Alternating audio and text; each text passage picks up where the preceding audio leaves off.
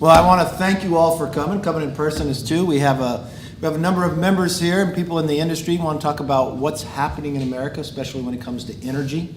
We've got some people that's going to join us too through Zoom as well, and we want to have a little roundtable discussion about it. Because you just watched yesterday, inflation hit 9.1%, the highest it's been since 1981. And one of the sharpest increases is caused by the soaring price of gas. And it's not the producer's problem, it's not the gas station's problem. This is really, Joe Biden did that. From the number one first day he was in, he started attacking this industry. The sad thing about this is it's American jobs, it's American security, it's American families who are now having to spend $5,000 more this year. And where is he today? He's in a foreign country begging for them to produce. And we all know around this table, America can produce, America can become energy independent. It makes America stronger with better jobs, but we also know environmentally it's better for the environment if America produces this. And so I can't understand why Joe Biden continues to do this. I can't understand why Nancy Pelosi follows along. But here in the Republican conference, we are working on ways to make sure we are going to be energy independent. We're preparing for that day if we are fortunate to become in the majority or we can pass the bills that will change the course of history. And America will be stronger, the world will be safer, gas prices will be lower, and the environment will be in a better position. So today I have a lot of good friends here that are going to work with us on it from all different areas.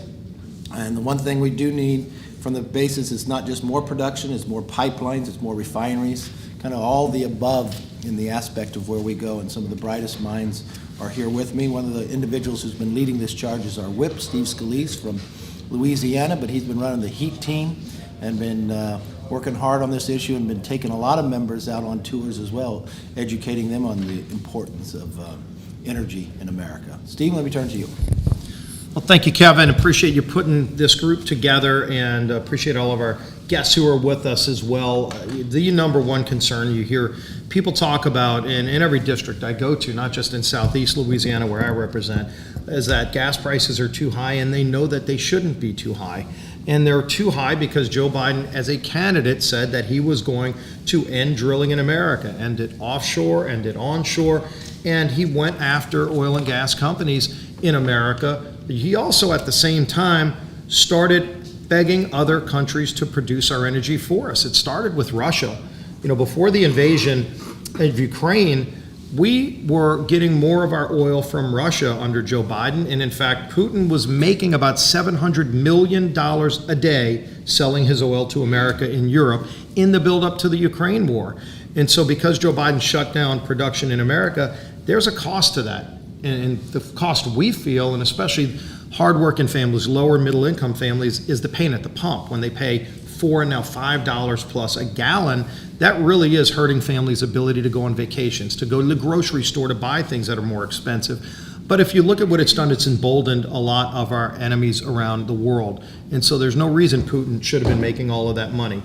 Then he turned to Iran. He's turned to Venezuela. He's getting on Air Force One. You saw him fly yesterday to the Middle East. Tomorrow he's going to be meeting with the Saudi princes, begging them to produce more oil when we can produce it here. Everybody knows that. And the real important point is no one does it better. No one does it cleaner, lower carbon footprint. If oil's made anywhere in the world, the best place to make it and produce it is in America. We should be doing more of it. I will just show this chart because I don't think it can be made enough.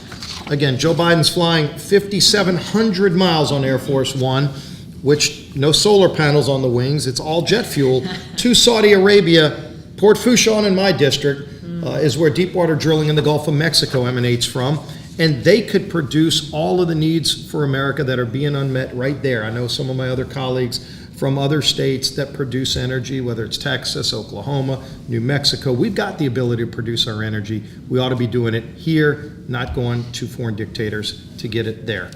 Appreciate your leadership, Kevin. Let's turn over to Garrett Graves, who's done a great deal of work on this and runs one of our task forces and our select committee. Thank you. And Kevin, thanks for putting this together. I want to thank everybody for participating, and Steve, thank you for your efforts. Look, it's really important that we look at this from an individual perspective. And right now, basically 1 in every 4 Americans have, over the past year, have been unable to meet their own basic needs because of what's happening with energy costs. We have seen a doubling of gasoline costs to refuel your vehicle. We have seen a near tripling of natural gas costs, which in some cases there's a little bit of a lag there in higher electricity bills. But let me go back to what I said before.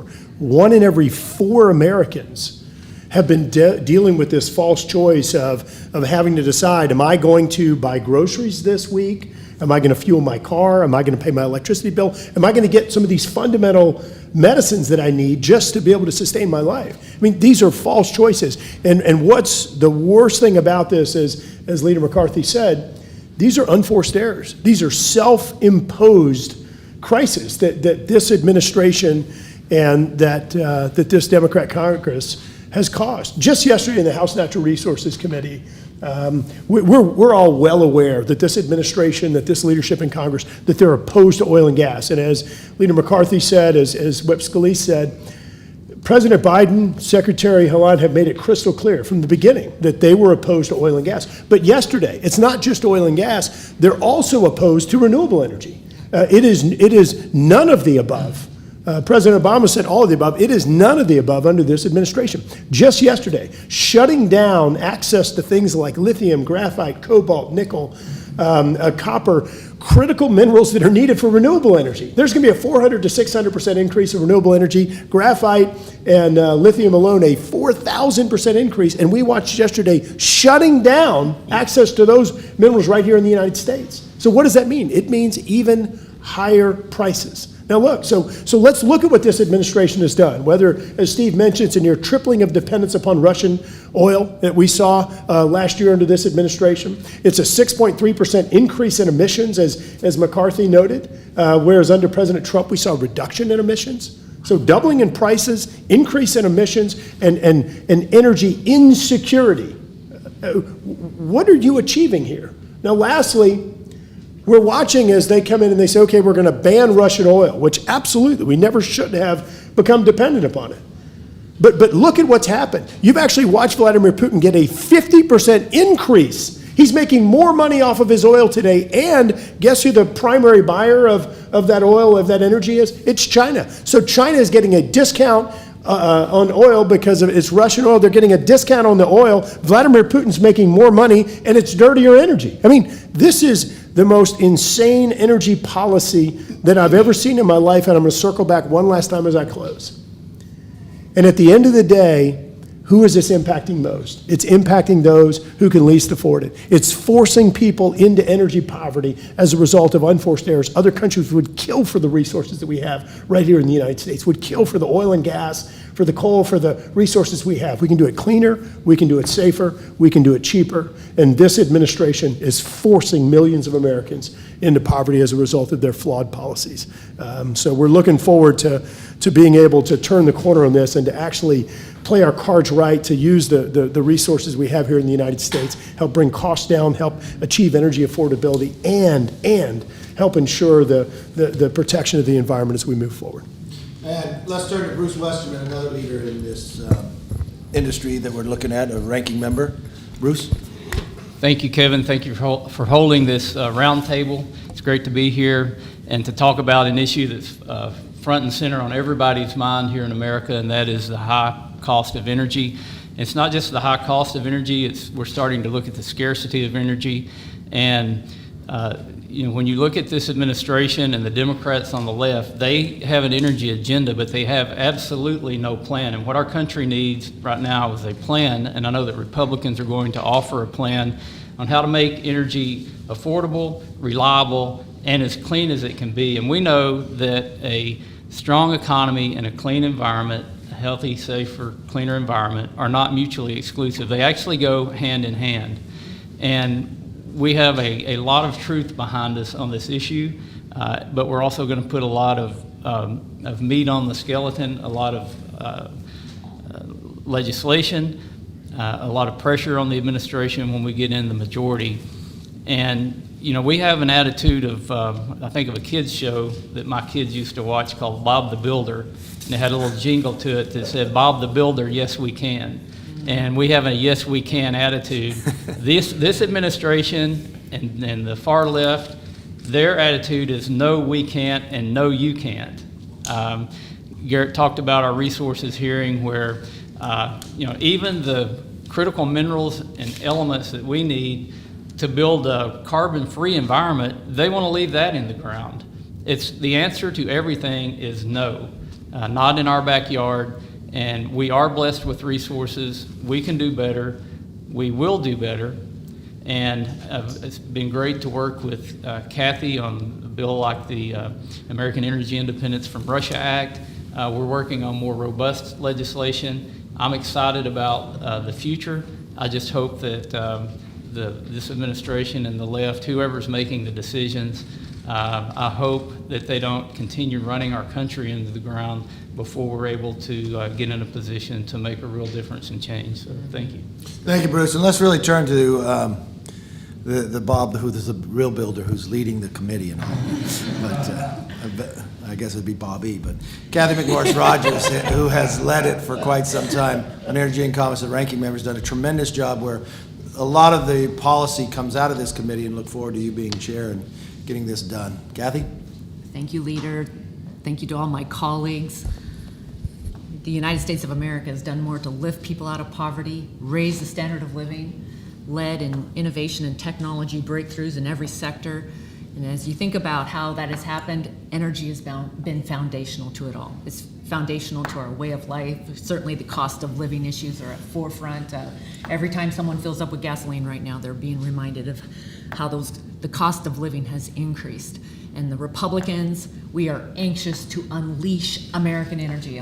I'm proud to be here today with leading American energy producers, oil and natural gas, and we are the largest energy producing country in the world, and we need to unleash American energy. It's so important to every part of our lives. It's our standard of living, it's our way of life, it's our economic competitiveness, it's important to geopolitical aspect, our security and our standing in the world. And so energy and American leadership is so important. And yes, we have worked on numerous bills, and it's been unfortunate to see the Biden administration and the majority in the House, led by Speaker Pelosi, say no. They are shutting down American energy producers, and I know we'll hear more about that today. But we spent decades working to become energy independent, and we finally achieved that goal in 2020. And to see us turn in this other direction is devastating. It's very destructive.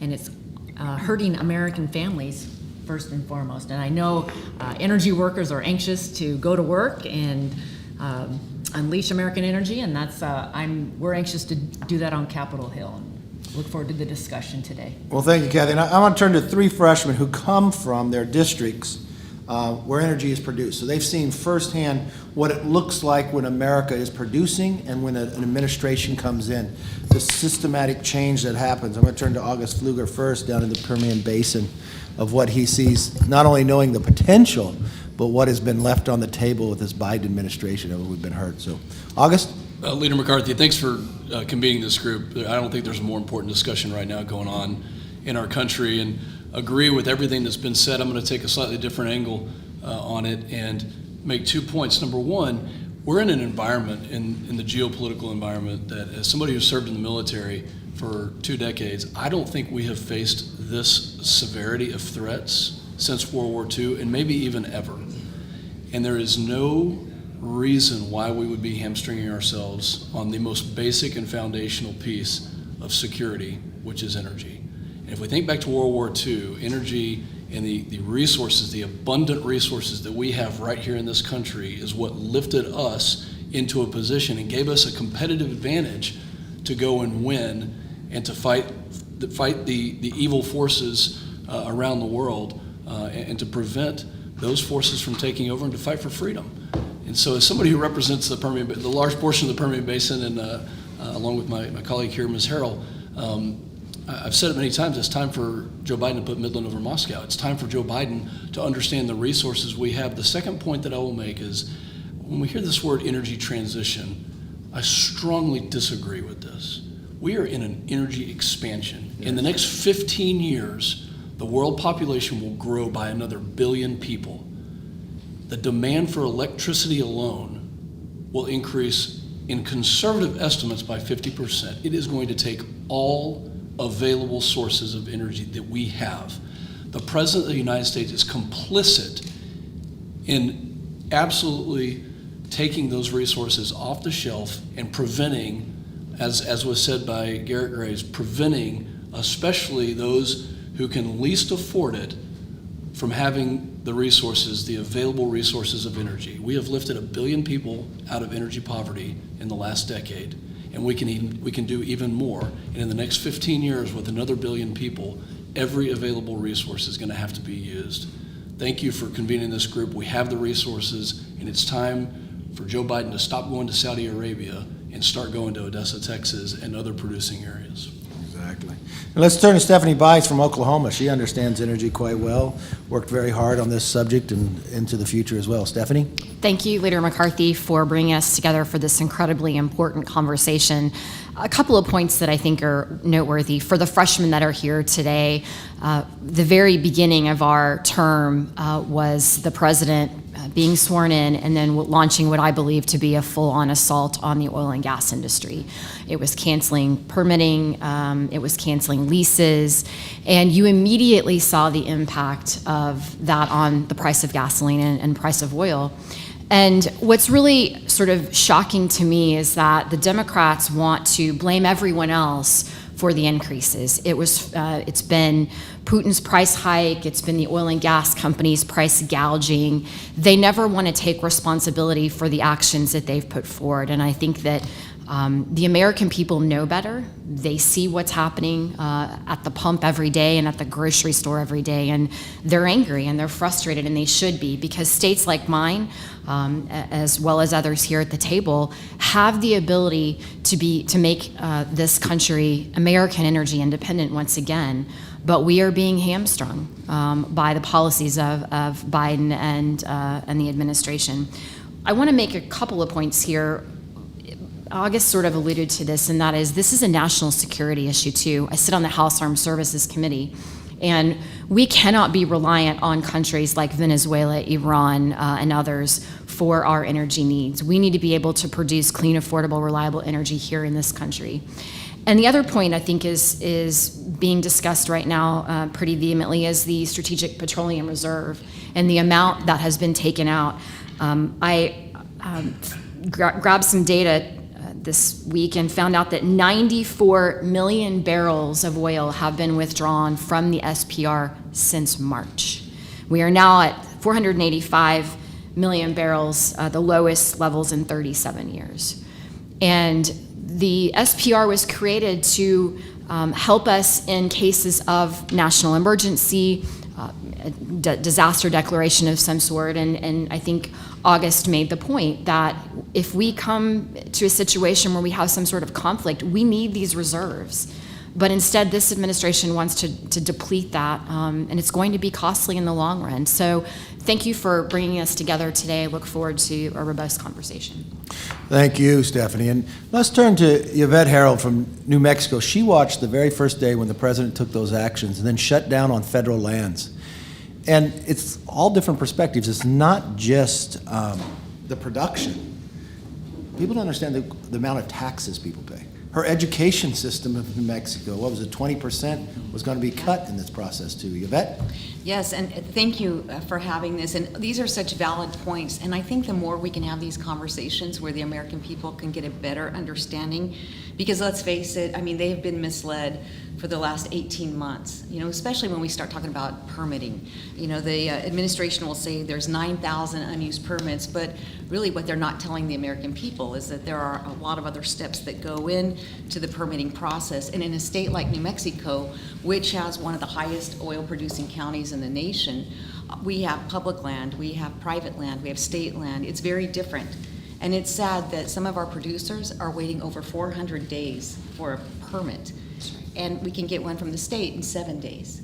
But I really want to thank all of my colleagues around this table who signed a letter to this president. We had 68 signers reminding this administration of the importance of our energy independence, asking him, instead of taking the trip over to Saudi Arabia, hand in hand, Why don't you take a trip around the United States to our energy producing states, meet our constituents who actually do know how to produce energy cleaner, more affordably, and can help the American people? Because if we want to be honest, there are two things I think we need to be thinking about, which no one is talking about yet. This impact of energy loss in our country, what are we going to be looking at in terms of food scarcity or shortages because of the number of farmers and ranchers who are unable or cannot afford the fertilizers, the diesel? I met with some seed producers just recently, and they said their annual sales now are anywhere from 40 to 60% less than the norm because farmers just cannot make that commitment because of the expense of diesel. So we're not even having the conversations of what these policy decisions look like, this one-party rule, this war on our American energy, what it looks like in terms of not just the costs at the pump, but our resources and our food availability in the future. And I believe this is something that is not being talked about. But the letter, I was so proud of all of us for signing it and asking this president to look at the policies that this conference has put forward. We've put dozens of good energy policies forward with the environment in mind, with climate in mind, with doing our production access healthier for the environment, cleaner, just like we know we do. But it's time the American people get the real truth and there's more transparency. And again, having a conversation like this where the American people can understand what the long-term outlook is for our nation, not only just it's frightening to think that we would be reliant on foreign energy. We should not ever be in that position. I agree with you, August. But what does it look like on the grocery shelves 12 months from now? So thank you for letting us talk about this in a very open and honest way for the American people. You know, we sat and we talked to a lot of policymakers right now, people in Congress. I want to turn to those who are actually on the front line of trying to produce, trying to run a company. We've watched what these policies from this Joe Biden have done. Raise inflation, raise the price of gas. You know, the one thing, August Pfluger, he's a humble man. He flew F-22, served in the military for almost 20 years. The military makes you strong. Dependency makes you weak. If there's anything we've learned through Europe and others. And America, if America is energy independent, the world is safer. If America is energy independent, we're economically stronger. As Garrett Graves will tell you so many times as well, natural gas in America is 41% cleaner than Russian natural gas. So environmentally we're sound. We just don't understand the philosophy behind this attack on energy. And so for those on the front line in production, I want to first thank you, Tom Jordan, for being here in person. You're on the front line doing a premier energy company with natural gas and oil. Talk to us a little bit about the challenges you face and kind of advising us on things that we need to do to make it more productive and get the price of not just fuel down, because it goes into everything that we do, from our asphalt to the ink to our phones. I mean, energy is much more than all of what we're talking about as well. So I want to turn over to Tom Jordan. Thank you, Leader McCarthy. It's nice to be in a room like this. I don't get a chance to be among this kind of crowd, so I'm going to relish in it for a few minutes. No, it's, history teaches us some things. You know, Europe is in a mess right now, an absolute crisis that has geopolitical implications for the United States. And if you look to where it started in 2002, when Europe started shutting down their own production declined, and Russian imports increased. To today, they're held hostage to Russia. Well, what happened in the United States in 2002? That was the beginning of the Shale Revolution. In 2002, our industry was written off for dead. Production was on decline in the United States. It would never come back. We were held hostage to OPEC. Our industry was in decline and written off for dead. And because of entrepreneurialism, free markets, contract law, private property rights, something happened in America that was uniquely American. And the energy revolution came, and all of a sudden America became energy independent. America had the lowest price of energy in the world. We forget that it was the oil and gas industry that led the way in the financial crisis of 2008, 2009. And it's a remarkable story. And if you look at the parallel between what happened in Europe and what happened in the United States, the tragedy is we're running the risk of repeating what happened in Europe. we have tremendous obstacles in front of us right now. You know, you mentioned federal permits. We need infrastructure, but we also need the bashing to stop. You know, I mean, it's amazing to me that the President of the United States is calling on the E&P producer in the United States to increase production 15 months after killing the Keystone XL pipeline. Right. That is, and I'm not, you know, I don't come here as a partisan. I come here as an American. You know, and my peers, I'm very proud of the industry I work in. We want to help. This industry has tremendous capacity to respond to the crisis in front of America and the world. I think we have a geopolitical opportunity and a responsibility, quite frankly. If we want the free world to be remaining free, American energy needs to be evangelized. And it's the best thing to do for the global climate. So, you know, I come here as an American. I love our industry. We are ready to help, but we need a little bit of a fair way. And, you know, if the bashing could just stop, we'll get to work. But thank you. Hey, John, I want to turn to Stephanie. She's got an individual here, too, that's one of her constituents that's working into the industry as well. Stephanie? Thank you. And I am thrilled to have Jeff Wilson with Devon Energy with us this morning. Jeff is the Vice President of Government Affairs and has been in the industry for many years. We got to know each other several years ago when I was in the state legislature, and he really has a great understanding of what is happening on the ground. And I will say that companies like Devon contribute to about 45% of the energy that's produced in Oklahoma currently. So, Jeff, let's talk a little bit about what you're seeing from the policy perspective. Thank you, Congresswoman, and thank you, Mr. Leader, for the invitation. It's hard to follow Tom Jordan. You know, when it comes to talking about energy, he's absolutely right. You know, this isn't a question of resources. We have the resources in America to help supply the world. It's a question of commitment, and it's a question of making sure that the world knows that we're ready to serve them. We can serve the American public and the world with our energy here, but it requires a commitment. It requires to regular order on federal lands when it comes to permitting and infrastructure development. And it also requires, as Tom said, a lack of rhetoric that bashes the industry. Yeah. You know, people listen when people in power talk. And when people in the administration, such as the president or those who work for him, denigrate the industry or talk about profiteering in a time of war, it has an impact not only on us and the people who work for us, but our investors as well. Wall Street listens when this administration talks about ending fossil fuel consumption in the United States. And that's an important thing to remember, that it's not simply a question of reserves or ability, but a question of commitment. We have that commitment in our industry. We're willing to step into the fray. We're willing to step into the mix, and we have time and time again. Tom mentioned the Shale Revolution beginning in 2002. Our company has a unique role in that with the development of the combination of hydraulic fracturing with horizontal drilling in the Barnett Shale. It really kick-started this, you know, abundance that we have in the United States now. We can do that again. We have the technical know-how, we have the expertise, we have the commitment. We need the partnership from those in power to step into the fold and say, this is the way forward. That's very important, and it's increasingly vital as we know that our partners around the world, those in Europe, need us. Natural gas in Europe costs 10 times more today than it does in Oklahoma City, Oklahoma. And that's a choice about policy. We could find ourselves in that same situation if we make that same mistake. And so it's critically important that we don't. Thank you again. You raised some really good points. I mean, Europe would not be in the position they are today. The world would not be in this war. And there's so many similarities to 1936, 1939 to what's happening today with what Putin is doing and what Hitler did. If America was able to do exactly what God blessed us with, our resources. And there's so many times Garrett reminds us, just from an environmental basis, if America does it, the world's cleaner.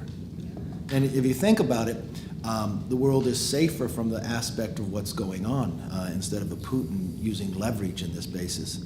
And when you think being dependent on somebody else, allowing Putin to have getting more money from oil, but giving China a discount on it to compete against us, we're harming ourselves. Right. And our president today, as we're sitting around the room here in Washington, D.C., talking about ways and policies we can do this, he's sitting in Saudi Arabia asking them to produce something. But what people need to understand is oil goes into more than just your gasoline.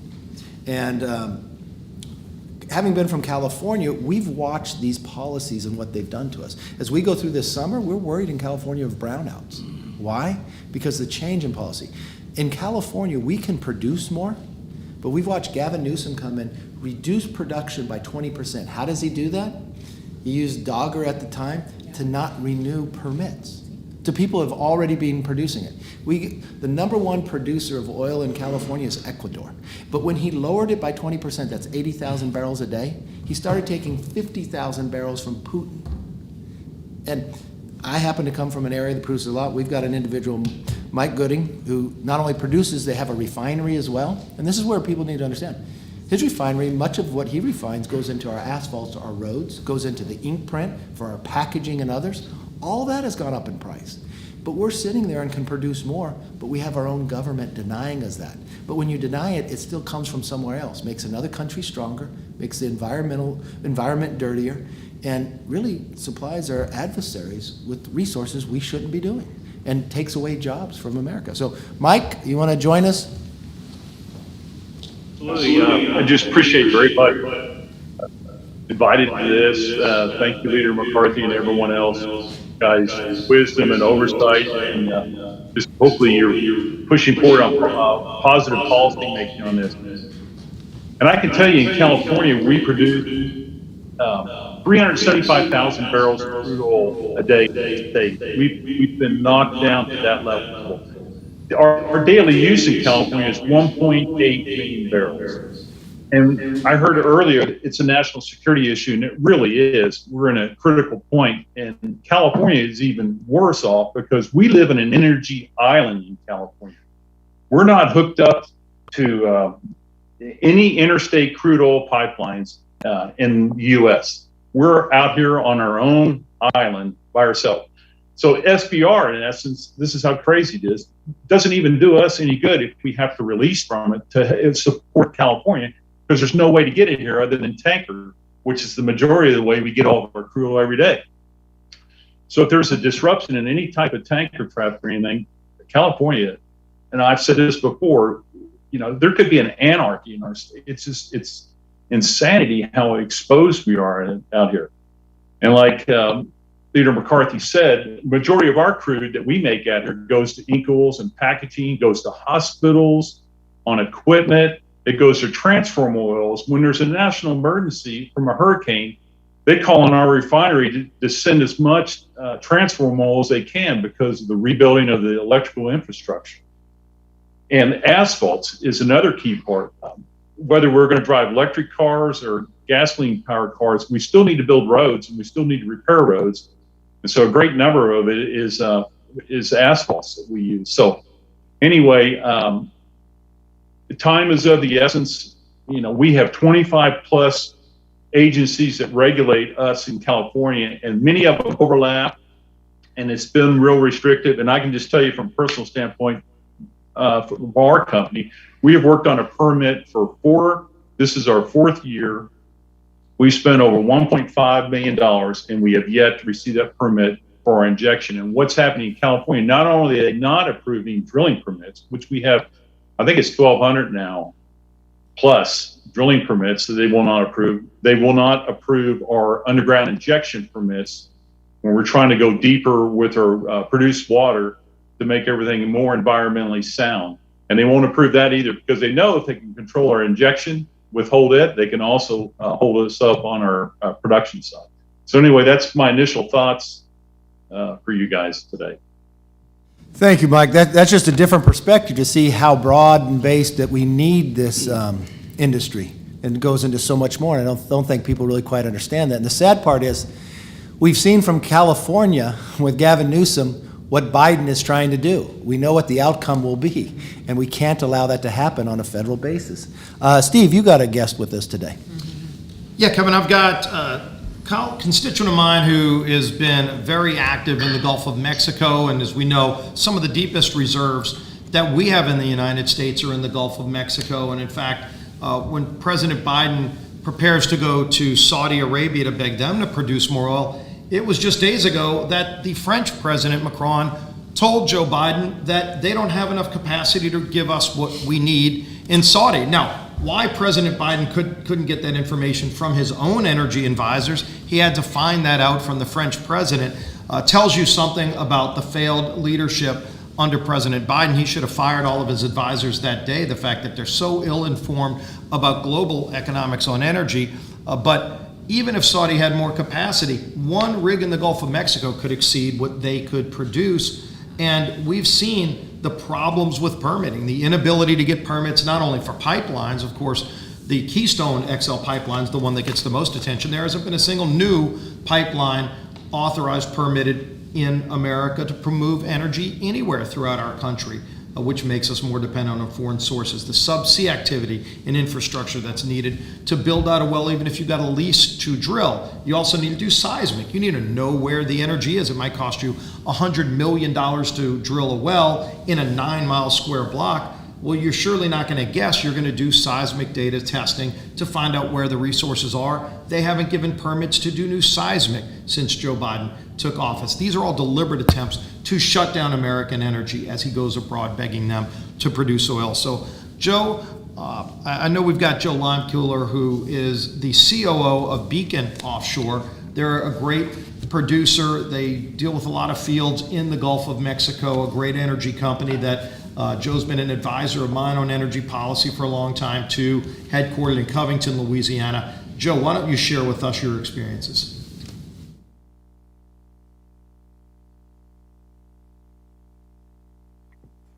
Thank you very much, Congressman. It's great to hear from you. It's a pleasure to talk to you guys today. I have a friendly audience for a subject that's very near and dear to my heart.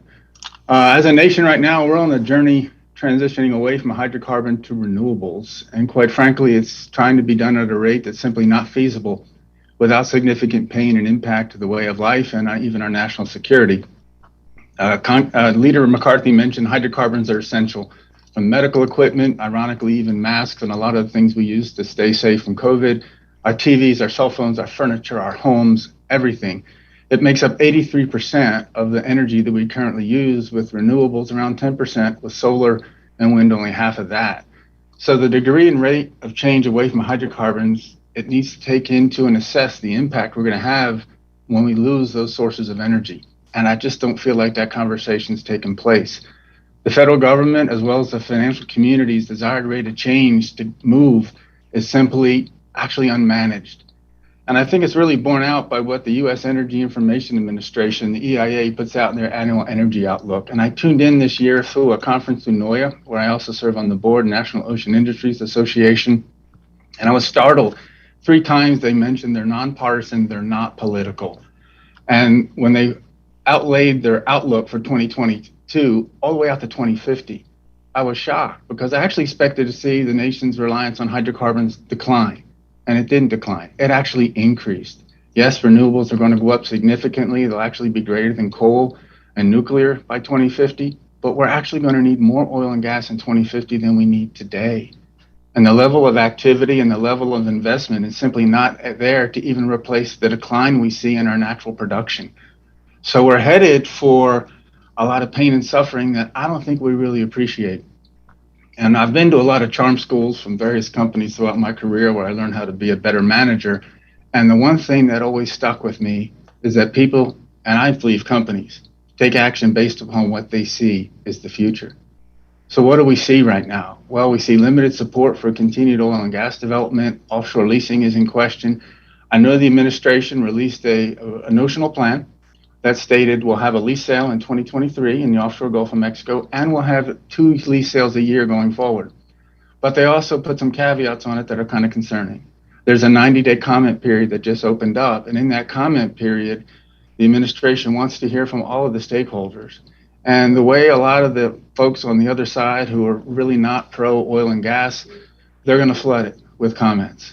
And they're going to take those comments, and I think there's a risk that we may not have any lease sales based upon the comment feedback.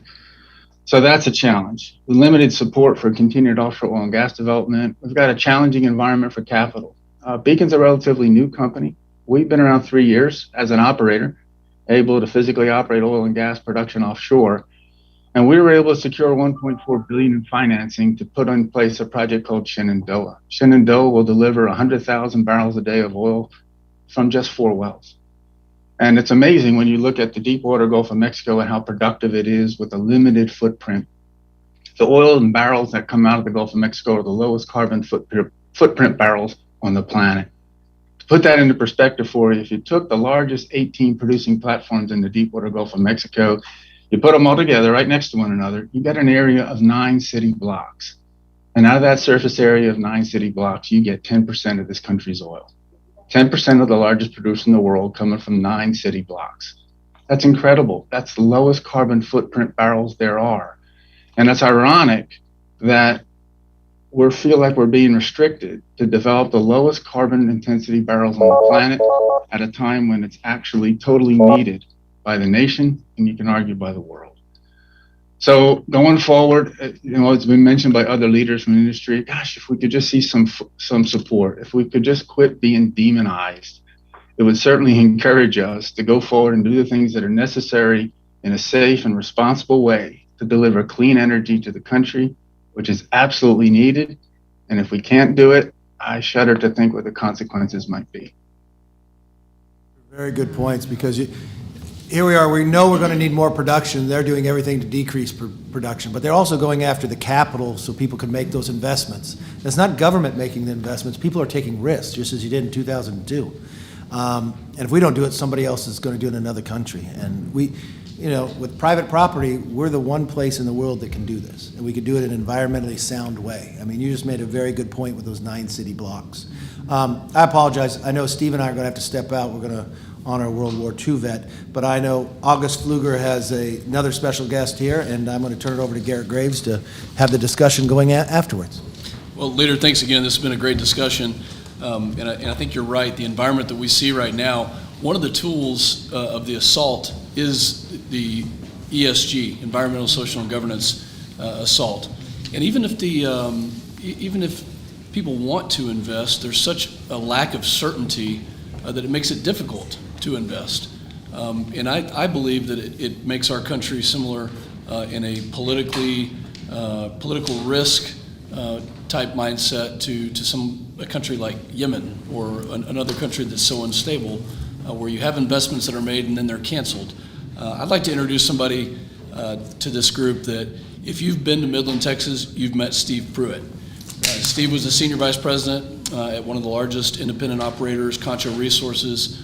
He is now the chairman and executive officer of Elevation Resources. Not only is he a technical expert, but he also understands the strategic impact of this. And Steve, I'd like you to talk about your experiences in the Permian Basin that produces 40% of the country's oil at 5.2 billion barrels a day right now, and maybe talk a little bit about the differences that we're seeing between the federal lands and the private lands, and then if you can touch on the ESG issues and the lack of political certainty and the predictability that really is detracting and depriving the needed investment that we have. So Steve, welcome to the group. Thank you. It's an honor to speak before you and to see so many familiar faces. I wish I were there with you in person. In addition to being CEO of Elevation, which is 9 years old and owned by East and West Coast institutions, you'd be shocked at who some of our owners are and who some of them were who chose to leave, which was fine with me. Independents, I'm vice chairman of the Independent Petroleum Association. Independents make 83% of our domestic oil and 90% of our natural gas. There's about 6,500 independent members like myself in the IPAA, and I'm proud to represent them. I'm going to start with just the impediments of growth and weave in the ESG element to it. Impediments to our growing production in the U.S. Are labor, supply chain issues, regulatory uncertainty, and that's where you all can help us when we take back both houses of Congress, God willing, and access to capital.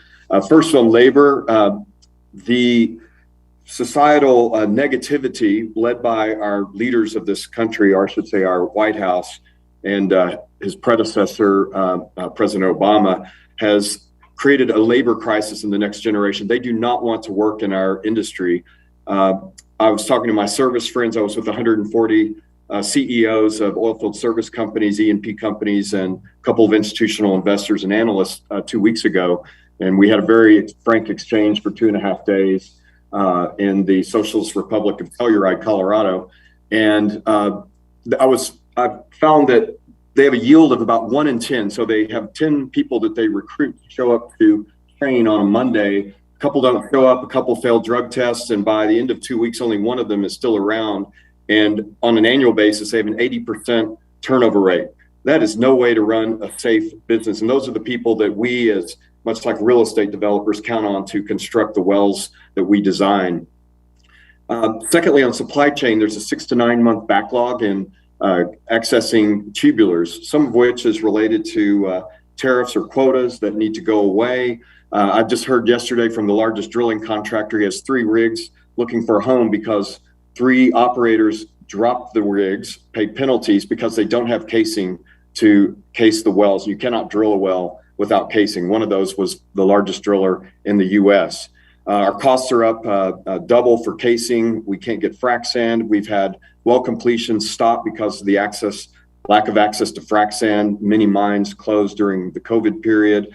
And then one last thing that people don't understand, President Biden would like us to hit the gas pedal, but there's a 9 to 12 month lag between making the investment decision onshore. And Texas, where I operate, is the friendliest place and the shortest cycle time to drill a well of any environment or regulatory environment in any state in this country. So 9 to 12 months, because of the supply chain issues, the difficulty of getting an operating rig, and all the elements that go into constructing a well.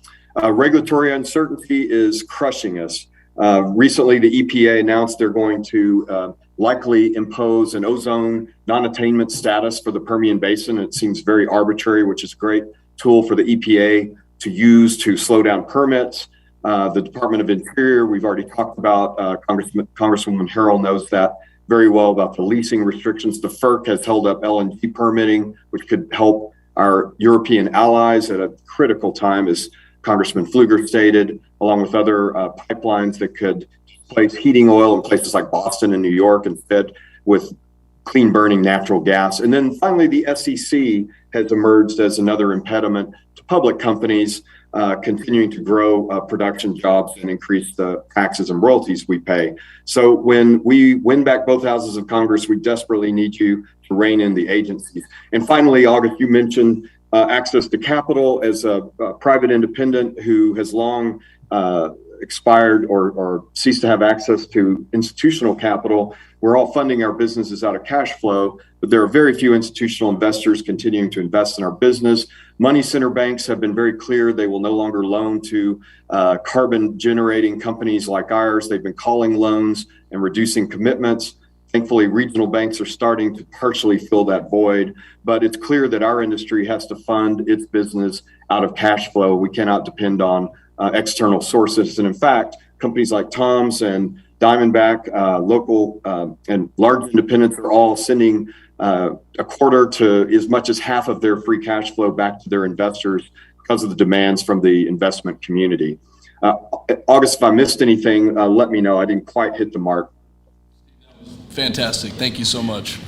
Steve, thank you.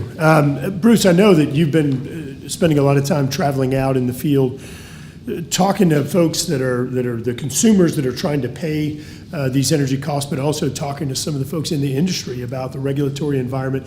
Could you talk a little bit about some of the feedback you're learning from the energy companies about the regulatory environment, and talk about maybe a comparison of lease sales or energy lands and waters available today, perhaps even compared to the Obama administration?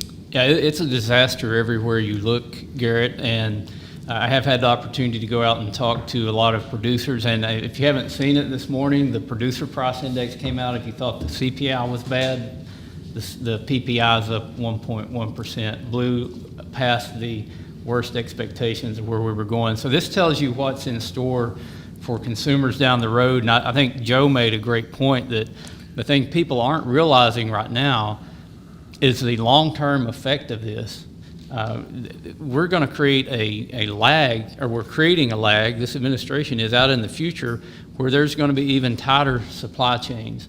And the administration, the far left, is taking a multi-pronged, multi-flank approach attacking the domestic energy industry. They're doing it through ESG, trying to cut off funding. They're doing it through the regulatory process. And we saw Biden go after the low-hanging fruit on day one, canceled the Keystone XL pipeline, said there was going to be a moratorium on leases on federal lands and waters. That's the low-hanging fruit. But like Steve said, they're coming after private land as well. They're doing it through the EPA.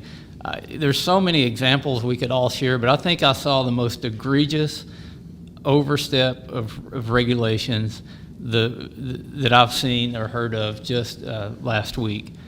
And, there's a company called Golden Pass. They're building an LNG export facility. The world desperately needs our gas. Yvette talked about agriculture. The price of fertilizer is a global commodity. It's up hundreds of times higher in relation to the price of natural gas than it has been historically. Now, our gas here is cheaper than gas is relatively other places around the world, but we can't move it. The world needs our export capacity. They're building an export facility. It's got 3 trains or process lines in it. With all the supply chain issues, they actually have the equipment on site. FERC, how FERC did this, I don't know. FERC has stopped their progress by saying they can't put the 3,000 construction workers they need on site because of tailpipe emissions from the construction workers' vehicles when they drive to the site. Now, for this administration to attack the industry and villainize them and say they're the fault for higher energy prices, and Joe Biden goes to Saudi Arabia and his administration is stopping progress intentionally, that is unacceptable. It should fire all of us up. Tailpipe emissions from Air Force One. Yeah. Thank you. I just want to make a comment on the lease cells, because that is such a critical piece of the puzzle for reduction in New Mexico. And, there was somewhat of a moratorium on that, but finally, when we did see the lease cell last week, it was for 6 parcels. I mean, that is nowhere near where it needs to be, and under the previous administration, it was 20 times more than that.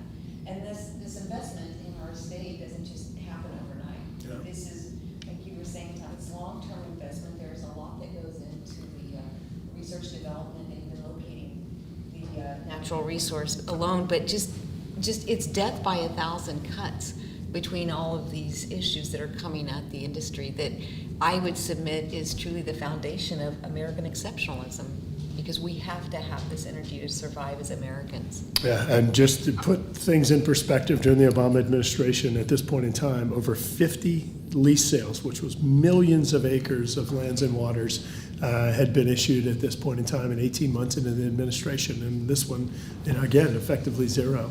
Congressman Bice, when you extract natural resources, you generate economic activity, you generate wealth. I know that from the offshore and onshore, some of the rents, the royalties, bonus bids, it ends up being one of the largest revenue streams, non-tax revenue streams for the U.S. Treasury. So this affects, it affects environmental protection, it affects healthcare, it affects infrastructure, but it also affects just the livelihood of Oklahoma citizens and Americans across the country. What are you hearing from home, from people that are looking at this dependence on other countries, potentially giving pink slips to Americans, the lack of economic activity? What are your constituents doing? Well, that's exactly right. And Oklahoma oil and gas industry accounts for about 25 to 30% of total state revenue. So when you start slowing that down, it has a significant impact on the state. I want to actually circle back around to something that I think Joe mentioned, which is sort of ties into this and is incredibly important, and that is workforce. You have a scenario where these rig workers are hard to find. They are not interested in being on the rigs any longer because there's no certainty anymore. This is a commodity market. We all know that, those of us in the room that have been part of the industry or or from states that rely on it, it ebbs and flows. And right now, we are at a point where the long-term outlook for workforce is very difficult. So not only do you have the challenges of capital investment and lack of permitting or refusal to permit, environmental regulations, but now you have a scenario where there may be a challenge for finding the workforce to be able to go drill these wells across the country. And at that point, what do you do then? It's been mentioned many times over, but it is a multifaceted, what I would consider an assault on the industry. And I really liked, I think, the analogy that Bruce used, and that is none of the above. I think that's where we're headed, is a none of the above approach. And in Oklahoma, although we are a top 5 energy producing state, we are also ranked top in things like wind production. So we recognize that we do need an all of the above energy approach, and that approach has brought record low energy prices to our state. Companies are moving to Oklahoma, one of the reasons being for manufacturing. We have a lower cost of energy consumption for those new companies in the state. So I think the great thing about this conversation is we can sit around and sort of highlight the administration's failures, but also look to what can we do to change this direction moving forward, hopefully soon. Thank you. I know we need to wrap up, but I wanted to cover two more issues. Some of our friends in the private sector that are working on energy solutions right now. First of all, you can look at the Biden administration's energy projections, which I think this is so important. The Biden administration projects that global energy demand is going to go up about 50%. So take everything we're producing now globally and add 50% to it, and just over the next 28 years. And just to break that up in smaller pieces, if you look at developed countries, there's going to be up to a 58% increase in natural gas demand. In developing countries, up to an 80% increase in natural gas demand. So look, let's be very clear. Even the Biden administration saying we are going to have a surge in demand for energy, and as Stephanie appropriately noted, that means all of the above. But specifically looking at the Biden administration's numbers in natural gas, we are going to see a surge in demand.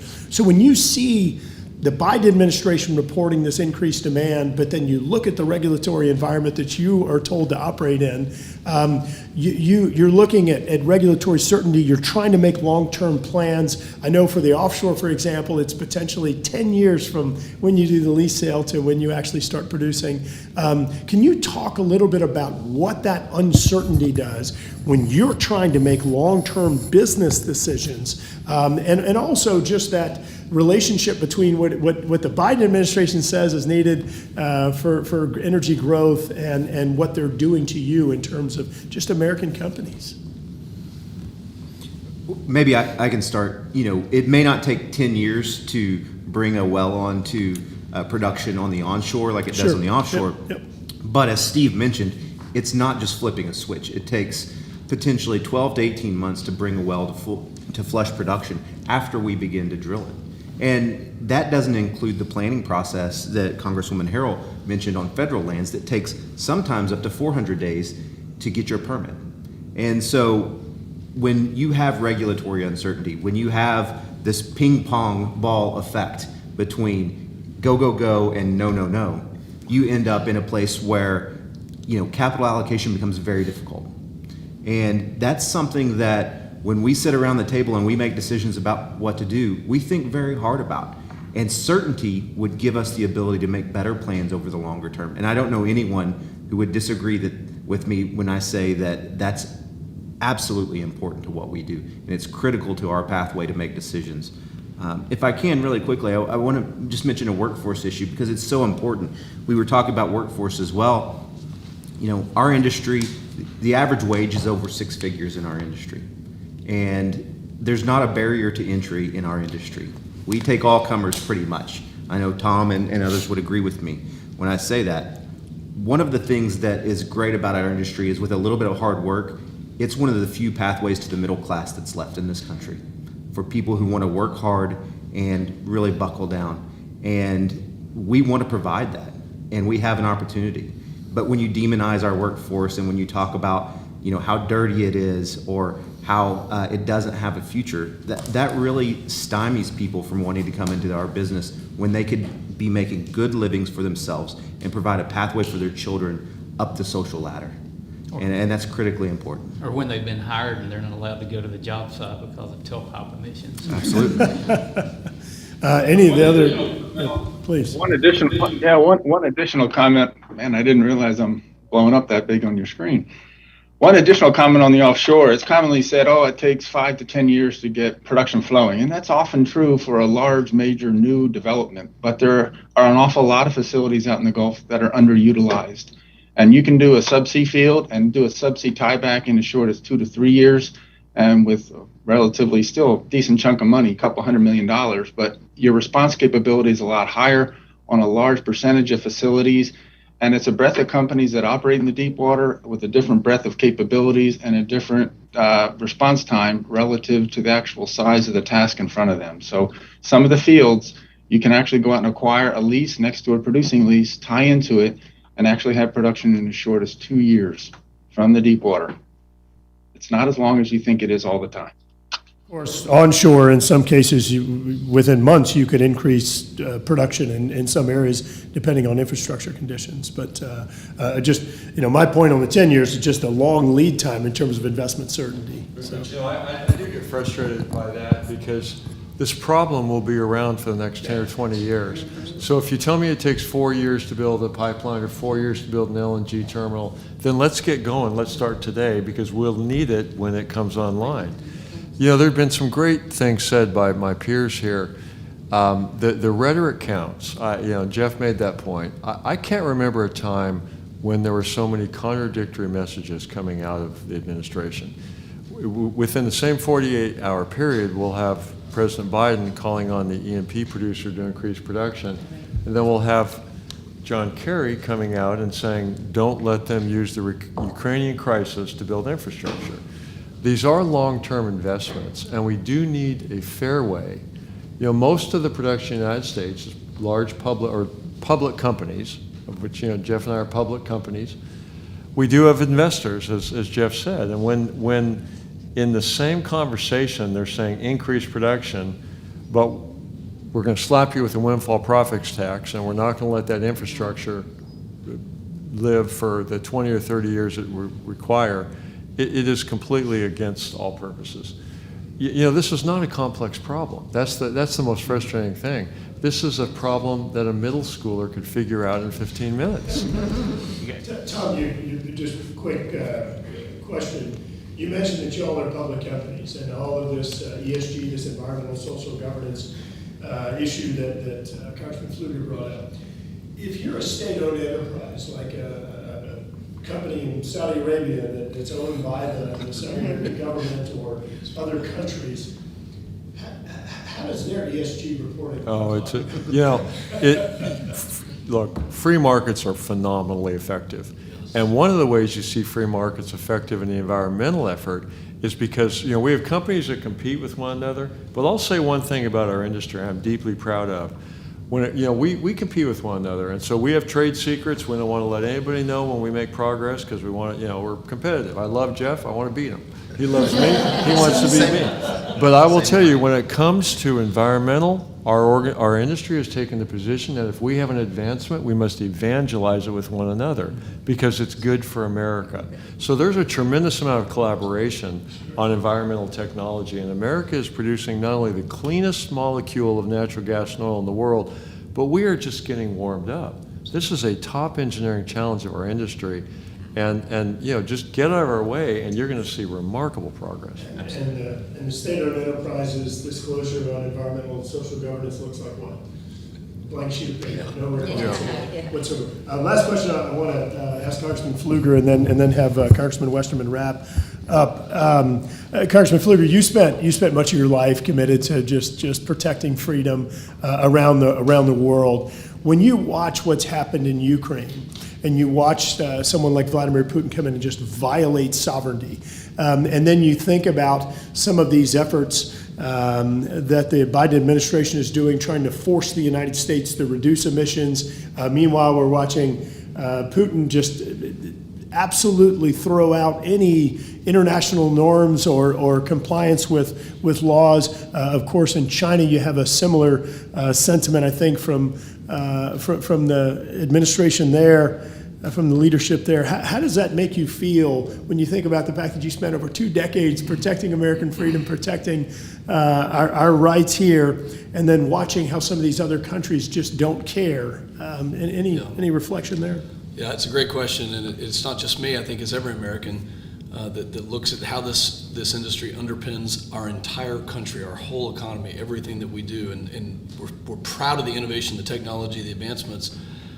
As somebody who did serve and have had the fortune now to talk to heads of state recently, Prime Minister of Japan, President of Finland, President Zelensky in January of this year, and I sat across the table from him and asked him a simple question: what would Nord Stream, without Nord Stream, what would this mean to you and your country? And he clearly said that Putin and the Russians would not have the impetus or the leverage to invade Ukraine.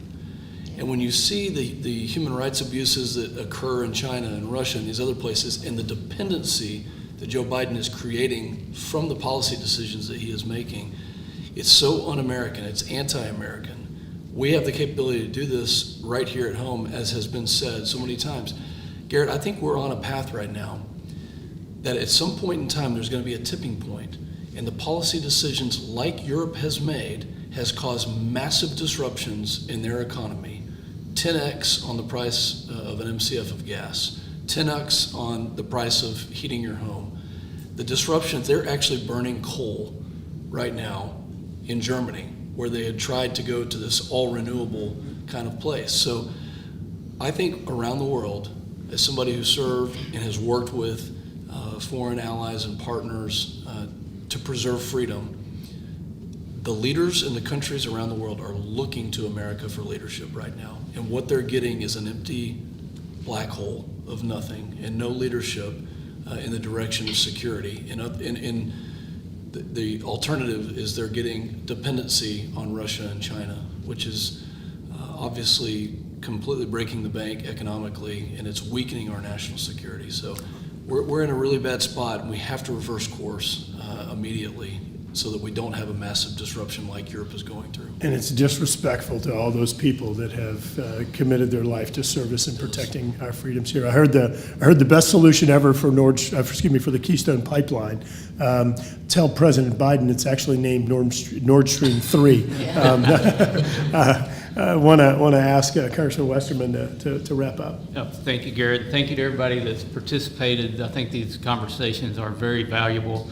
And just to kind of bring this together, that shows where we're at and what really concerns me about going forward. And it gets back to your question about the offshore leases, the attacks, the unappreciation for the people who are out there who are very patriotic, want to do what's best for this country. I had a conversation with an oil company executive who is responsible to his board of directors and his shareholders. And he wants to invest money that they have in production in the United States, but there's no place to invest it. So he says, I have to go to my board of directors and recommend that we go to Africa. Go to Africa to invest in a market that the demand is high, the supply is low, and prices are high. So he can't invest Environmental standards. Environmental standards are much higher here. He can't invest in America. He can't invest in American jobs, so he has to take his capital overseas and exporting American wealth so that we can import foreign energy. It's not right. We have to change that, and I know that's what we're all here about. Well, I want to thank everybody for participating. In addition to our members, Tom and Jeff, Mike, Joe, and Steve, thank you all very much. We are committed to turning the trajectory on this and making sure that we actually put Americans first and American companies first, America's energy resources first, to meet that demand that the Biden administration projects for global energy demand surging over the next 28 years. So thank everyone for participating. Thank you for your service.